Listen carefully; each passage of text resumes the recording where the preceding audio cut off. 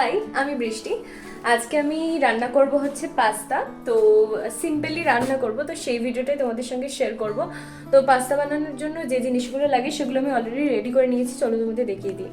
Pasta বানানোর জন্য আমি এখানে আলু, ক্যাপসিকাম, বিনস, টমেটো আর পেঁয়াজ একদম মিহি করে কেটে নিয়েছি।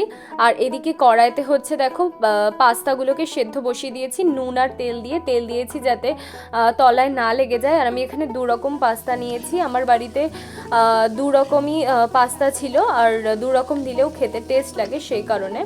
আর অন্যদিকে এই দেখো একটা কড়াই হচ্ছে তোমার যত রকম সবজি ছিল টমেটো বাদ দিয়ে সবগুলো দিয়ে নুন দিয়ে একটু ভালো করে ভাজা করে নিয়েছি। তারপর কিছুক্ষণ পর আমি ওতে টমেটো দিয়ে দিয়েছিলাম, আর গাজর দিতে আমার মনে ছিল না, তাই শেষে আমি গ্রেটারে করে গাজরও কুচি করে দিয়ে দিয়েছিলাম। আর আমি এখানে পাস্তা রান্নার জন্য সানরাইসের যে পাস্তা মশলাটা রয়েছে সেটাই ইউজ করেছি।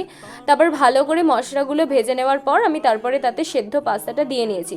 আর সবার শেষে আমি আরও একটা পাস্তা মশলা অ্যাড করেছিলাম যেটা আমার বাড়িতে অলরেডি ছিল। তো তারপর ভালো করে ভাজা করে নিলেই আমাদের পাস্তা কিন্তু একদম রেডি, আর এটা কিন্তু খেতে অনেক টেস্টি হয়েছিল।